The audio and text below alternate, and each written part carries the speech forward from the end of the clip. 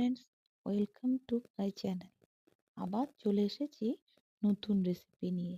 আজকের recipe dry ফিশের pakora, ওটা আবার চাল কুমড়োর পাতা দিয়ে। কি অন্যরকম না? তার জন্য আরেকটা কথা, আপনারা যদি কেউ ড্রাই ফিশ না খেয়ে থাকেন তো তার জায়গায় আপনারা চিংড়ি মাছ, আর যদি কেউ মাছ না খান সেক্ষেত্রে সয়াবিনও দিতে পারে। তারপর চাল কুমড়োর পাতাগুলিকে একটু নুন দিয়ে আলতো হাতে ঠিক এইভাবে করে মাখতে হবে। দেখতে হবে যেন ছিঁড়ে না যায়। কিছু সময় একটু ভালো করে নুনটা মাখিয়ে রেখে দিতে হবে।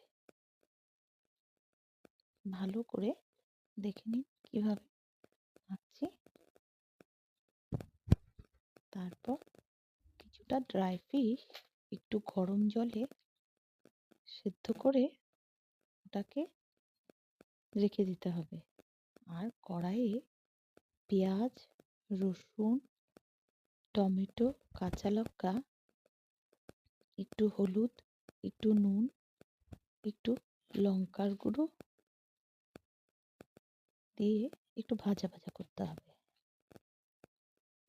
আর একটু ভাজা হয়ে গেলে এই মশলাটা নামিয়ে নিয়ে একটা বাটিতে রেখে দিতে হবে। আর ওই চাল কুমড়োর পাতাগুলি ঠিক এইভাবে দেখে নিন কি সুন্দর মোলায়েম হয়ে গেছে। এখন ঠিক এইভাবে করে দেখে নিন আমি কিভাবে করছি। ওই ড্রাই ফিশের চাটনিটাকে মাঝখানে দিয়ে রোল করে দুই সাইড এইভাবে ফোল্ড করে দিতে হবে। দেখে নিন,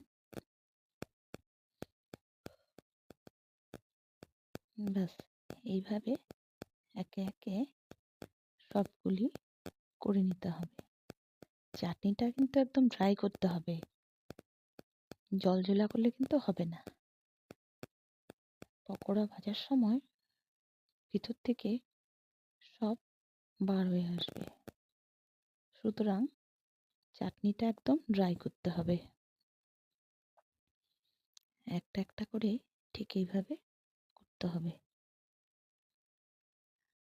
দেখছেন তো প্রসেসটা? সব কিছুই এরকম রাখবেন। যদি আপনারা ড্রাই ফিশ না খান সেক্ষেত্রে আপনারা চিংড়ি মাছ দিয়ে দিতে পারেন। আর যদি আপনারা কোনো মাছই না খান সেক্ষেত্রে আপনারা সয়াবিন সিদ্ধ করে ওটাকেও কিন্তু